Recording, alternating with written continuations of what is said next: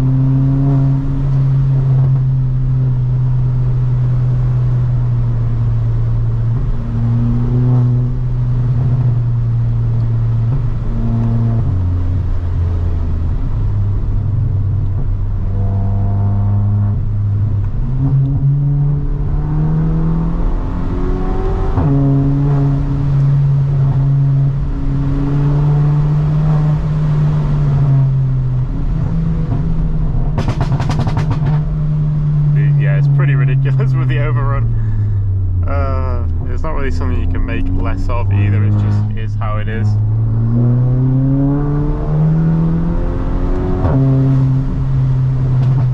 Tell you what guys, I'm really happy that I upgraded all the engine mounts on this car, because the wheel hop would be shocking right now.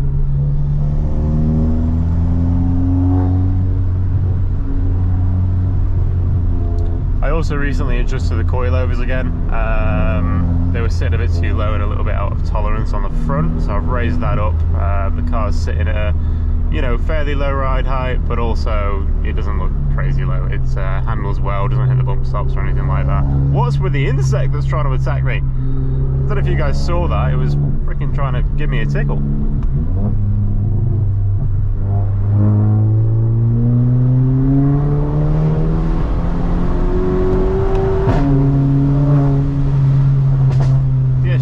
Are freaking aggressive now. I'm sorry if the mount's bobbing about a bit. I think with the a new attachment and the weight of it is kind of just flopping about a little bit, but it's a better angle, you know. Compromise, guys. We're gonna have slightly worse other things to have a better view. It's a weird like broken snare noise that someone mentioned in the comments. Hopefully it gets better with a back box. I'll be honest though, for a front wheel drive car, push the power down. Look at that.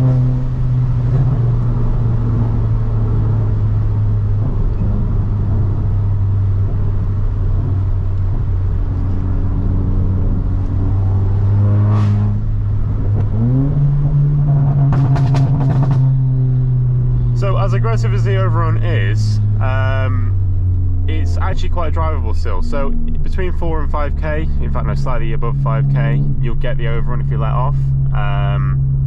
But actually driving it normally, you don't really get it. You get a few little like burbles and stuff, but generally speaking, you can drive it without it doing it, which is nice. It's not on or off, it's always on the modes, or whatever mode you're in, but you get the choice of whether it actually happens or not, which is nice. Woo! A lot of wheel spin then.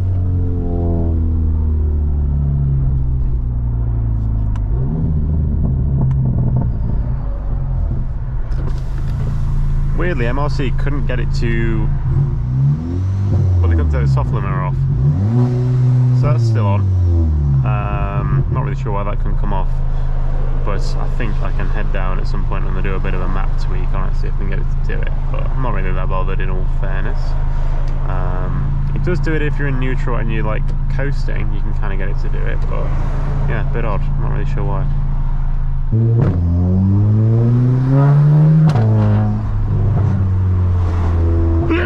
Woo!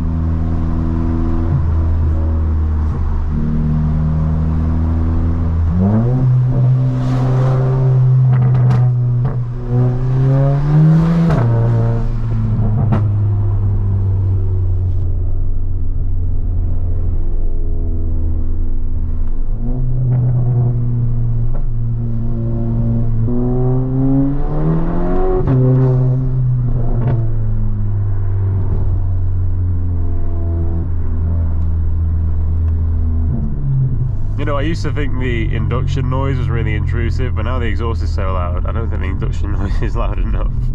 But I'm pretty sure when I get a back box on it, it should be pretty evenly balanced. I'm just excited for a better tone more than anything. I feel like the tone's quite raspy, and I think the pops and the tone, well, the pops will become quieter and the tone will become better with a back box. Something else which you probably don't pick up on videos is because this has got a torsion beam set up on the rear. The exhaust hits the torsion beam even though the car isn't that low, so I'm hoping when they put the back box on they can kind of adjust that and get a bit more clearance. If not, it might just be something I have to live with, but who knows.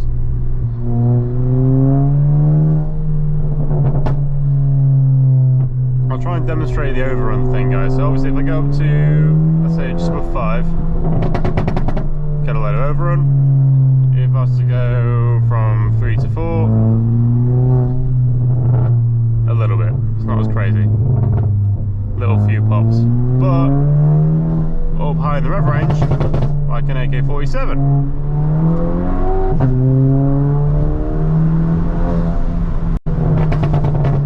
Yeah.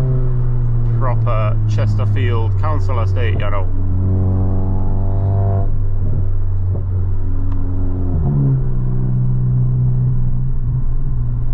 Also guys, while I'm stuck in a little bit of traffic here, just want to remind you guys to subscribe to the channel. I think only about 95% of my watchers are actually subscribed, or viewers are subscribed, so please hit that button, it really helps me out. This is my passion and I want to build a decent channel, build a little community, and yeah, get some good content out there for you guys. So also leave a like on the video and leave some comments down below for me if you want to see some mods on the Polo or some different video ideas, just anything at all aside from fluffy dice and pig fluffy steering wheel covers. They are blacklisted, they're not going on the Polo. You can comment it as much as you like. Yeah, or just any questions you guys have got. Also, the next few videos I've got planned pretty much revolve around the Polo. I've also got another car review coming up at some point. I believe, well, so it's one of my dad's clients, right? And to my knowledge, it's an M240i, the new one. But then I've seen some pictures of some paint on it, weirdly, because it's had a bit of paint fixed on it, and it looks like the M2 colour. I don't know if you can get that blue in the M240i, but yeah, it's an M240i or it's an M2. I'm hoping it's an M2, but even if it's an M240i, we get a B58, we get turbos, we get power. Should be fun to film for you. So that'll be quite different from my Range Rover review. That was more of like a buyer's guide type thing, or just a general review. Obviously with a performance car, I'm gonna go out and enjoy it. So yeah, very excited about that. I've also got just a few videos of the Polo planned, so kind of like a 5 things I hate, 5 things I love type style thing, and just yeah, a few other bits like that. But excited to film it.